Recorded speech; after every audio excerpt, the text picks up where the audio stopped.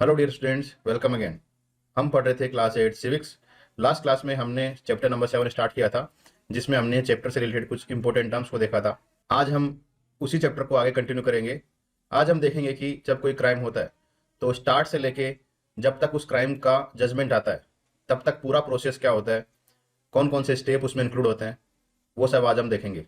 तो आइए class start करते हैं। आज का सबसे फर्स्ट पॉइंट है एफआईआर।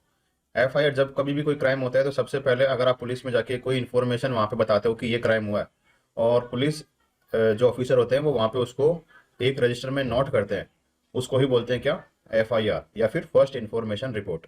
ओके। तो जब कभी कोई क्राइम होता है तो उसकी शुरुआत होती है एफआईआर से। एफआईआर और first information report as its name suggest is the first information about an alleged offence. मतलब किसी भी एक जो क्राइम हो रहा है उसके खिलाफ पहली जो इन्फॉर्मेशन उसको बोलेंगे क्या, एफआईआर। दिस इन्फॉर्मेशन में be given by the aggrieved person himself और एनी अदर पर्सन। ये उसके द्वारा भी दी जा सकती है जिसके खिलाफ वो क्राइम हुआ है, या फिर जो विक्टिम है, या फिर किसी और के द्वारा भी ये एफआईआर लिखवाई जा सकती है। This report can be filed on the basis of here से ऑल्सो। मतलब कि कहा सुनी मतलब नहीं होती, मतलब कि किसी ने कोई क्राइम किसी के बारे में सुना है और उसने फिर बाद में जाके वो रिपोर्ट लिखवा दी हो।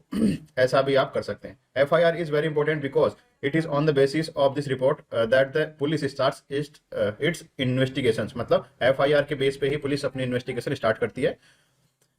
नेक्स्ट है where and how to file an FIR, कि कहां और कैसे इसको आप नोट करवा सकते हो। स्टेप बाय स्टेप देखते हैं। The person who has to file an FIR has to go to the police station and meet the officer in charge।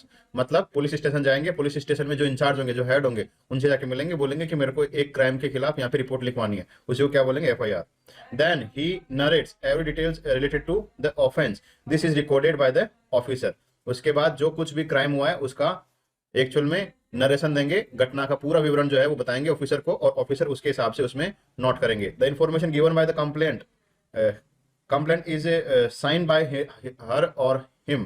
the complaint the complainant has the right to ask for a copy of a FIR। जो FIR जो लिखी जाती है उसकी एक copy लेने का भी अधिकार होता है जो कंप्लेंट लिखवा रहा होता है उसको। ठीक है। The FIR is then entered in the book which is to be kept by the officer in charge। उसके बाद वो वहां से, आप जैसे होमवर्क करते हो ना, सबसे पहले स्कूल में रफ कॉपी में करते हो, उसके बाद उसको घर पे आके फेयर कॉपी में करते हो, ऐसे ही वहां पे पहले एक रफली एफआईआर लिखी जाती है, फिर उसको रजिस्टर में नोट किया जाता है। Once an FIR is filed the case is started and the investigation begins. और इसी के साथ इन्वेस्टिगेशन स्टार्ट हो जाता है। अब देखो इसमें functions of the police. Functions of the police, police का क्या काम करती है इसके बाद में। The main function of the police is the maintain of law and order. उस पर्टिकुलर जगह में जहां पे पुलिस स्टेशन है उसके आसपास जितना एरिया उनके अंडर में है उस पे एक्चुअल में कानून से सारी चीजें हो रही हो, इसको मैनेज करने का काम पुलिस का है। The police ensures prevention of crime, make sure that a sense of security prevails in the society. मतलब लोगों के बीच ऐसा भाव रहे कि वहां पे लोग जो है वो सुरक्षित है, किसी प्रकार का कोई फियर वहां पे लोगों के अंदर ना हो। The police also engage in welfare functions like rendering help to the elderly people, women, children and handicaps. तो कई बार ऐसे जो वेलफेयर के जो फंक्शंस होते हैं उनमें भी पुलिस जो है वो पार्टिसिपेट करती है। Police investigations have to be conducted in accordance with the law and with respect for human rights. मतलब कि पुलिस इन्वेस्टिगेशन में पुलिस जो है किसी के ऊपर एट्रोसिटी नहीं कर सकती, किसी को जबरदस्ती परेशान नहीं कर सकती, जबरदस्ती किसी को पुलिस स्टेशन में एक्चुअल में लॉकअप में नहीं रख सकती। तो ये ह्यूमन राइट्स जो एक मानव के जो अधिकार होते हैं, बेसिक जो अधिकार होते हैं, उनका ध्यान रखते हुए, डिग्निटी का ध्यान रखते हुए वो इन्वेस्टिगेशन करते हैं। अब जब इन्वेस्टिगेशन कर रहे हैं तो उसको देखो इन्वेस्टिगेशन में क्या होता है। Investigation begins only after the filing of A FIR. FIR के बाद में ही इसको स्टार्ट किया जा सकता है। This task is entrusted to a police. मतलब ये काम पुलिस के द्वारा ही किया जाएगा। Officer who collects evidence related to the facts of the case that helps proving allegations against the accused.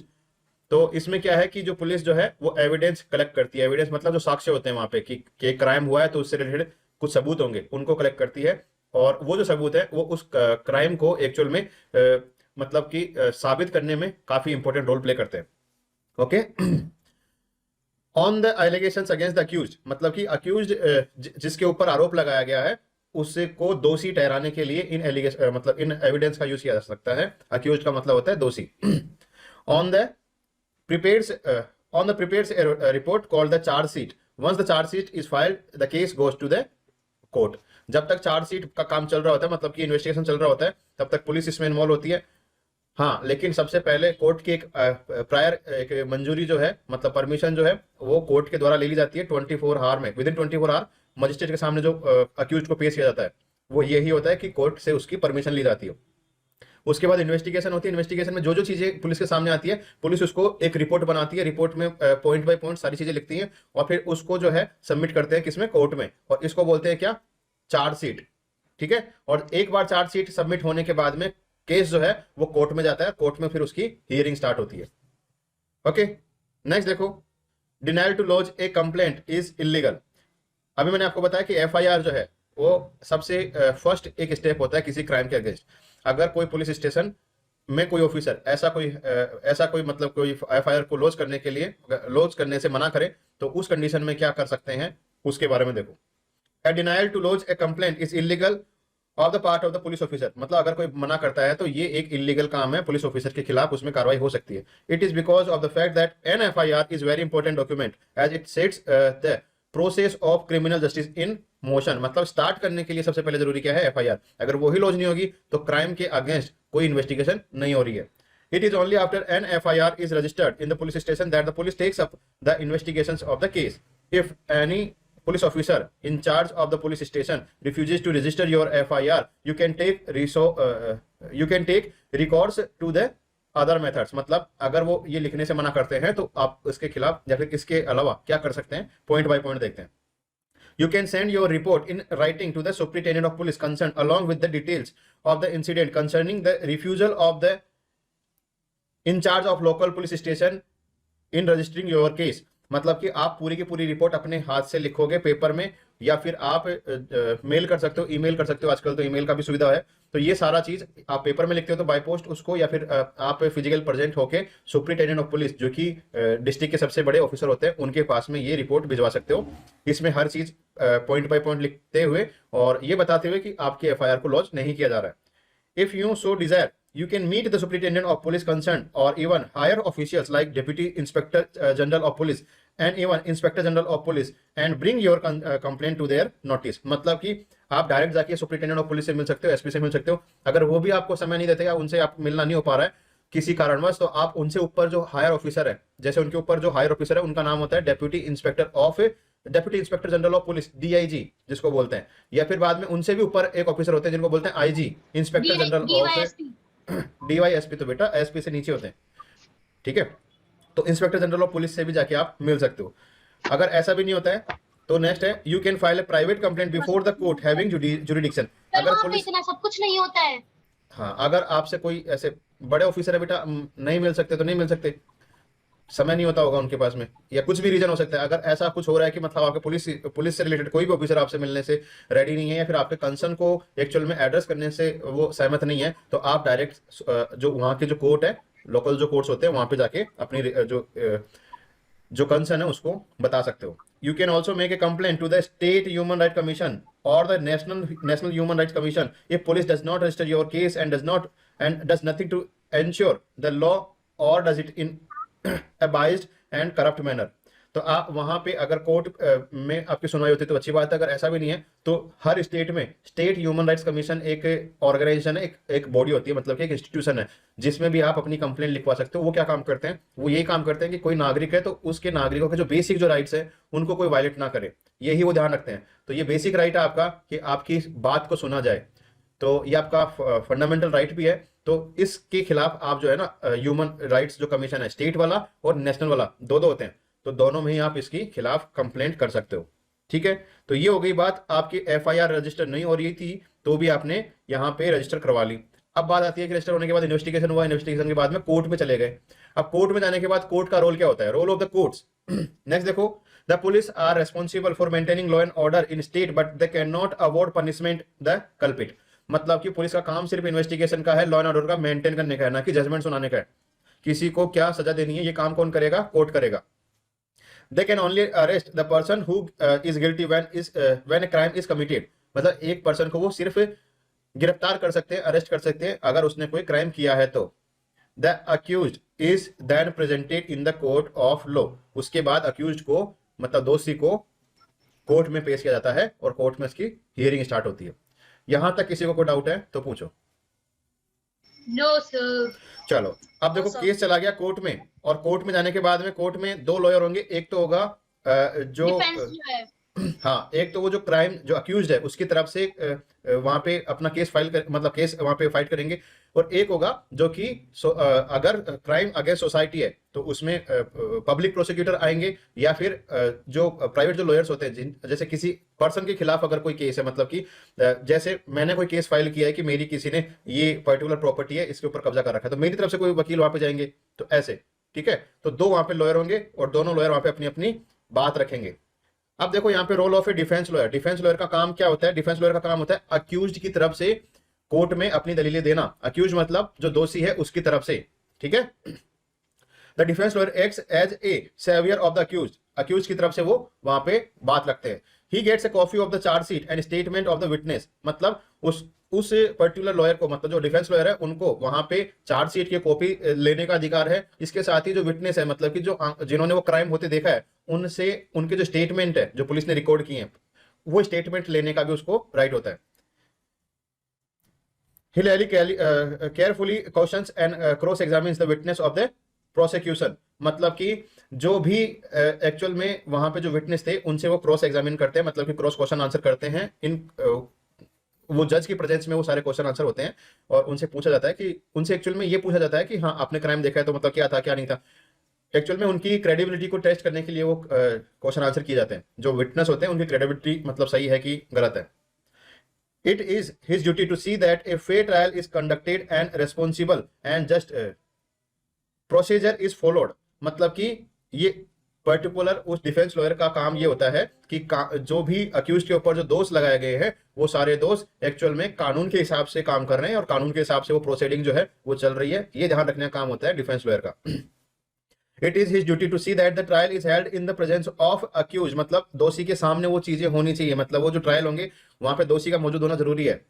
He presents witness in the defence of accused. वो अपनी तरफ से भी कोई विटनेस को प्रेजेंट कर सकते हैं डिफेंस के सेंस में, मतलब कि जो अक्यूज्ड है उसकी तरफ से किसी विटनेस को वहां पे प्रेजेंट कर सकते हैं। He takes all the trouble in representing strong evidence which may defend his client and prove his innocence so that he is set free। मतलब कि वो जो डिफेंस लॉयर है वो अपनी तरफ से कुछ एविडेंस भी कोर्ट में पेश कर सकते हैं जिसके आधार पे जो अक्यूज्ड है उसको वहां पे एक्चुअल में कोर्ट से फ्री किया जा सके पर्टिकुलर क्राइम के अगेंस्ट। मतलब कि ये साबित हो सके कि पर्टिकुलर जो अक्यूज्ड है उसने वो क्राइम किया ही नहीं है, किसी और ने वो क्राइम किया है, तो इसके पक्ष में वो अपने एविडेंस भी पेश कर सकते हैं। ठीक है, तो ये तो बात होगी डिफेंस लॉयर की। अब इनके सामने कौन सा लॉयर होगा? इनके सामने अगर क्राइम सोसाइटी के अगेंस्ट है तो गवर्नमेंट की तरफ से एक वहां पे लॉयर वो वहां पे केस लड़ेंगे और उनको क्या बोलेंगे? Public prosecutor. तो पब्लिक प्रोसिक्यूटर क्या होते हैं उनको देखो। The prosecution in all criminal courts on behalf of government is conducted by public prosecutors. बताया ना अभी कि कई क्राइम ऐसे होते हैं उसमें वो किसी इंसान के खिलाफ नहीं होते हैं, वो एक्चुअली सोसाइटी के खिलाफ होते हैं। और सोसाइटी को मेंटेन करने का मतलब कि वहां पे लॉ एंड ऑर्डर से चीजें हो रही है, ये काम किसका है? गवर्नमेंट का। तो गवर्नमेंट की तरफ से एक लॉयर जो है वो प्रोवाइड करवाया जाता है और उसको बोलते हैं पब्लिक प्रोसिक्यूटर। और वो लड़ते हैं पर्टिकुलर केस को कि जो अक्यूज्ड है उसको सजा मिले, ये इंश्योर करने का काम किसका होता है? Public prosecutor. Who are qualified advocate, they are appointed by the centre and state governments. तो ये जो है ये एक्चुअल में सरकारी वकील होते हैं और सेंटर या फिर स्टेट गवर्नमेंट के द्वारा इनको अपॉइंट किया जाता है। In the court it is the public prosecutor who represents the interest of state. मतलब स्टेट की तरफ से वो पर्टिकुलर केस को लड़ते हैं। The prosecutor has no role to play in the investigation of some crime.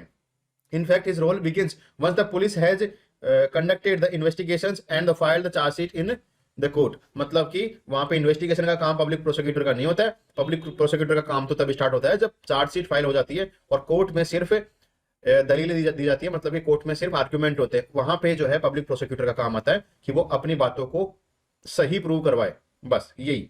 ठीक है, अब देखते हैं duties of a public prosecutor, मतलब क्या क्या काम उनको करने होते हैं। Duties of a public prosecutor. Public prosecutor tends for the state in whose name all proceedings are conducted, मतलब कि जिसके नाम पे वो सारी प्रोसीडिंग्स हो रही है, तो उनका काम यही है कि स्टेट की तरफ से वो उस केस में एक्चुअल में पार्टिसिपेट करे। It is his duty to place the full and all material facts before the court and to produce all witness concerning that case, मतलब कि सारे जितने भी एविडेंस है उनको कोर्ट में पेश किया जाए, जो विटनेस है उनको कोर्ट में पेश किया जाए और उनकी क्रेडिबिलिटी को श्योर किया जाए, मतलब उनकी क्रेडिबिलिटी फिक्स मतलब सही है, इसको वहां पे प्रूव किया जाए। His objective should be to enable the court to arrive the truth, मतलब उसका काम यह है कि सच तक वो कोर्ट जो है वो पहुंच सके, उसमें कोर्ट को हेल्प करनी, कोर्ट को उसमें हेल्प मिले, बस यही उसका काम होता है। He is expected to be impartial and unbiased, तो इम्पार्शियल होना चाहिए और अनबायस्ड उसको होना चाहिए पब्लिक प्रोसिक्यूटर को, ऐसे नहीं कि पर्टिकुलर केस में किसी एक पर्सन के खिलाफ जो है उनका बायसनेस दिखे। He should act as agent of justice, मतलब कि उसका मेन मोटिव ये होना चाहिए कि जो अक्यूज्ड है, वो अक्यूज्ड ऐसे नहीं कि वो जो अक्यूज्ड है उसको बस सजा दिलवानी है, उसका मेन मोटिव ये होना चाहिए कि अक्यूज्ड जो है उसने सच में क्राइम तो किया है, अगर क्राइम किया है तो उसको सजा मिले, अगर क्राइम नहीं किया है तो उसको फ्री किया जाए। तो ये काम किसका होता है? पब्लिक प्रोसिक्यूटर, मतलब सच तक पहुंचना। अब सच कुछ भी हो सकता है, अक्यूज फ्री भी हो सकता है और उसको एक्चुअल में वहां पे कन्विक्ट भी ठहराया जा सकता है। He is expected to discharge his duties with full sense of responsibilities. Law and justice begins subjects of the state list. The state government have their own rules in this regard. As a result, the structure of police public prosecutions in India lacks uniformity. यहां पे देखो कि जो law and order है, यानी कि law and justice, ये state list का काम सब्जेक्ट है। तो स्टेट लिस्ट का सब्जेक्ट होने की वजह से अपने यहाँ पे अलग अलग स्टेट है, उनमें अलग अलग तरह के ये लॉज काम करते हैं। तो उनमें एक्चुअल में पहली बात तो ये कि यूनिफॉर्मिटी नहीं है, एक तरह से पूरे इंडिया में लॉ काम नहीं करते हैं। ना तो वहां पे एक्चुअल में पुलिस का स्ट्रक्चर सेम है और ना ही उसमें जो प्रोसिक्यूशन है, मतलब कि किसी केस की सुनवाई कैसे होगी, उसकी प्रोसीडिंग कैसी होगी, कौन कौन उसमें इन्वॉल्व होगा, तो ये सारी चीजें भी स्टेट टू स्टेट वेरी करती है। ठीक है, तो ये काम जो है एक्चुअल में पब्लिक प्रोसिक्यूशन का होता है कि उस पर्टिकुलर स्टेट के रूल के हिसाब से वो केस चले, उसका ध्यान रखना, ये काम है पब्लिक प्रोसिक्यूटर का। ठीक है, लास्ट में आता है फेयर ट्रायल। अब देखो फेयर ट्रायल का मतलब ये होता है कि जो भी वहां पे एक्चुअल में जो प्रोसीडिंग्स चल रही है वो एक्चुअल में बायसनेस से फ्री हो, मतलब अनबायस्ड हो, उसमें किसी पर्टिकुलर किसी भी कम्युनिटी या किसी एक्चुअल में जो पर्सन है उसको इन्फ्लुएंस ना किया जा सके, या फिर किसी ऐसे किसी कम्युनिटी या फिर किसी पर्सन की किसी ऐसे पर्सन या फिर कम्युनिटी से इन्फ्लुएंस ना हो सके पर्टिकुलर कोर्ट, ये ध्यान रखना होता है इस पर्टिकुलर केस में, इसको बोलते हैं फेयर ट्रायल।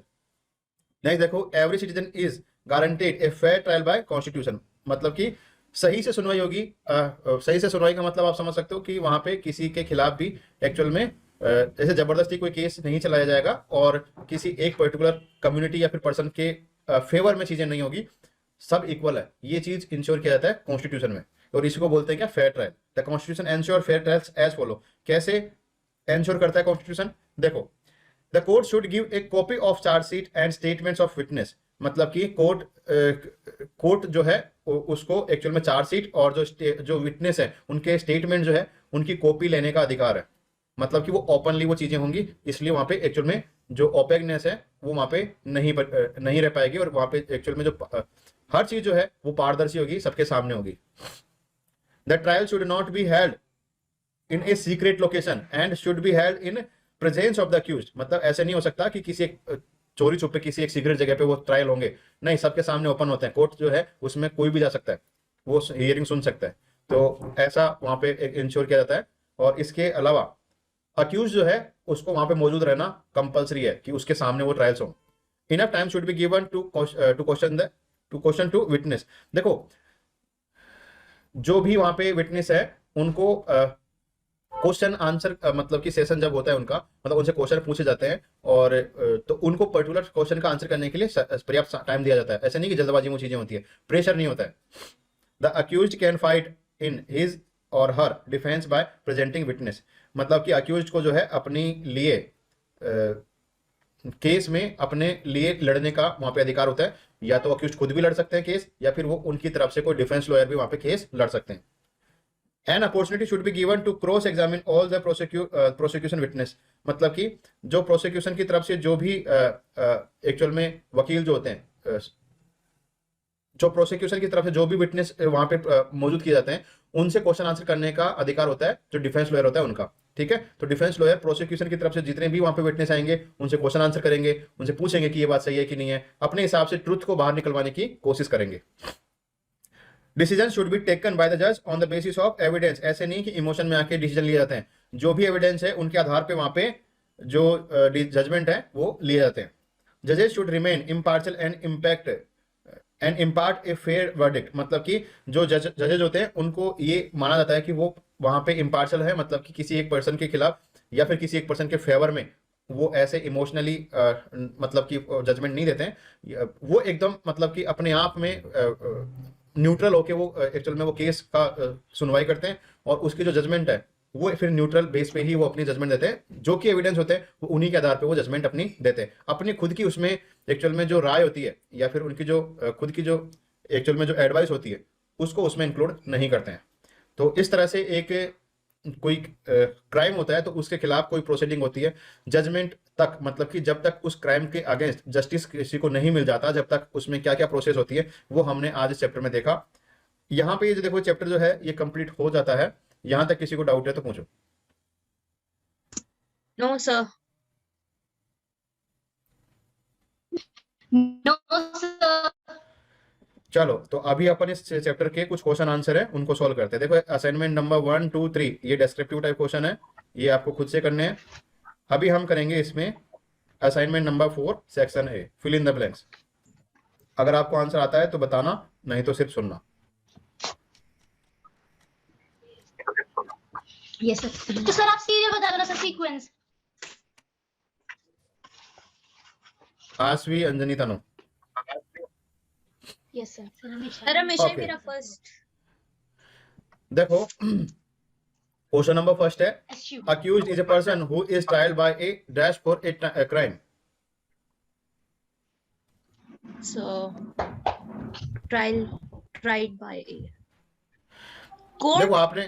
आपने भी ये चैप्टर पढ़ा ही है तो आपको इसके आंसर नहीं आएंगे, तो इससे ज्यादा बढ़िया है कि टाइम वेस्ट हो, मैं क्वेश्चन बताता जाता हूँ और आप सिर्फ सुनो। ठीक है, नहीं सर, नहीं सर, जिसको आंसर पता हो यस बोलो, जो आंसर नहीं आता है वो ना बोलो। यस वगैरह कुछ नहीं, बस कोर्ट अगर आता है तो बोल देना, नहीं तो फिर मैं बोलूंगा। ठीक है, accused is a person who Yes, is sir. tried by a court for a crime। मतलब कि क्राइम अक्यूज्ड कौन होता है? अक्यूज्ड वो होता है जिसके खिलाफ किसी क्राइम के मतलब किसी क्राइम की वजह से उसके खिलाफ कोर्ट में एक्चुअल में हियरिंग होती है, प्रोसीडिंग होती है, उसको बोलते हैं अक्यूज्ड। नेक्स्ट है offence is a dash activity, illegal activity. A fair trial is ensured by the dash of the constitution, article number 21। Article number 21। Dash is station head officer, SHO. SHO। The Rowlatt Act allowed the British government to imprison people without trial. All persons in independent India are dash before the law, equal. equal. The colonial law was Arbitrary. arbitrary. Indian judges, हाँ देखो, Indian judges began to play a greater role in making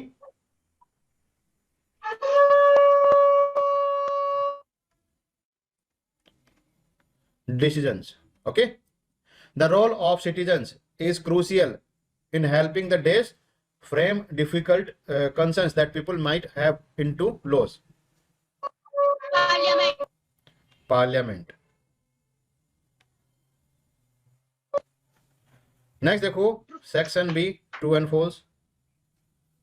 Fair trial is the procedure which has been set and followed for the cases to be tried in the court fairly.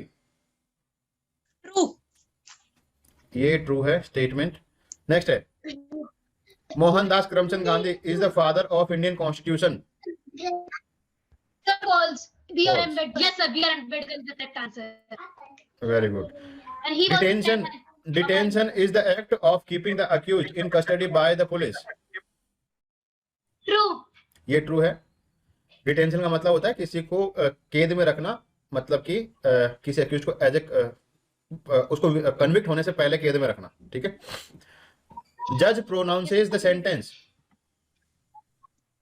ये statement true है, जज ही है वो की judgement देते हैं, मतलब कि किसी को पनिशमेंट के लिए अपने जो पनिशमेंट जो है सुनाते हैं उसको बोलते हैं as sentence, okay. An advocate may send a criminal, an advocate may send a criminal to jail, false, ये है फॉल्स। ये एडवोकेट का काम नहीं होता है, ये किसका काम होता है, कोर्ट का काम होता है। ये तो जज का काम होता है, जज। Powerful people can enjoy the right to violate the law, false. false, Indian सबको नेशनलिस्ट, डालने से- हाँ, Indian nationalist never dare to criticize the arbitrary use of authority by the British, false, false. People cannot criticize the law passed by the parliament, false, false. Farmer law को वहां पे criticise किया, इसलिए ये false हो गया। Hawkers and vendors provide essential services, true, true. The Civil Rights Act of 1964 prohibits discrimination on the basis of race, religion or national origin in the USA, ये true है। true, true, नेक्स्ट देखो, इसमें match करना है। FIR, first information report, first information report. Cross examine, questioning to a false witness, and to a witness, law, rule, rule, rule, police, arrest the criminal, arrest the criminal, freedom, sorry fundamental right, fundamental right to education, local laws, civil law, overlapping, overlapping, sorry, sir, overlapping, overlapping. The sedition act of 1870, a arbitrary law, arbitrary law है। Process of development, evolution, Evolution. law, the protection of women from domestic violence act, a civil law, a civil law. Controversial laws, lead to to conflict, lead to Conflict. conflict. Okay. अब देखो section D, इसमें multiple choice question. What refers to any act that the law defines as अभी last वाला आशु ने दिया था फिर तो बोल जल्दी बोल हाँ defines as a crime? बोलो आंसर। ओके, क्वेश्चन रीड करो, आंसर बताओ। The offense. बेटा क्वेश्चन रीड करो और फिर आंसर बताओ, ऐसे नहीं। What refers to any act that defines as a crime? Offense. Second, Offense. a person who is called upon in law to provide a first-hand account of what he and she has seen, heard, knows. So it's called witness. Witness. Next, what is the type of the advocate who played the case on the behalf of the government and who has been appointed to be the government or the permanent basis? Public prosecutor, option A, public prosecutor. Next, sir prosecutor मतलब जो उनकी तरफ से उनके behalf से sir है ना, जो गवर्नमेंट एडवोकेट जो लॉयर। प्रोसिक्यूटर मतलब होता है लॉयर। लॉयर। ओके आज सर, सिर्फ मैंने पढ़नी नहीं पड़ेगी पढ़ो जल्दी पढ़ो, रीड होना चाहिए answer. this type of advocate who leads on behalf of the accused person defense lawyer defence lawyer. Next, Once a person who is tried by and court for the crime, assured, accused. Accused. Yeah, oh yeah, option. Next, who files the FIR? Who files the FIR? Policeman, option B, policeman. Sir किसी ने sir पहला नाम नहीं पढ़ा होगा तो sir वो fireman करेगा next question,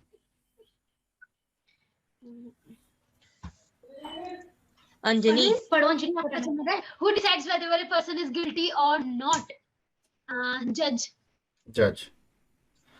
next, Question 8. What is the act of keeping the accused in custody by the police? B. Detention. Detention. Detention.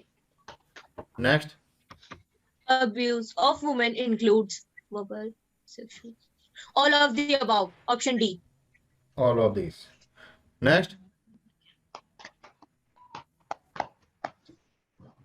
the protection of the women from domestic violence act come into effect in the year 2006 Question number 11. 2006. Which act show British arbitrariness? Option C. Both A to B. A to B देखो citizen act भी था और Rowlatt act भी था, तो both A and B. Next, Flows. After being passed in both houses of parliament, new bill is then sent to the president. Option A. President. Okay, इसके साथ ही अपना ये जो चैप्टर है ये कंप्लीट होता है। यहाँ तक किसी को डाउट है तो पूछो। No, sir. सर ऊपर करो, हाँ जी, बताओ। फिलिप्स में आओ।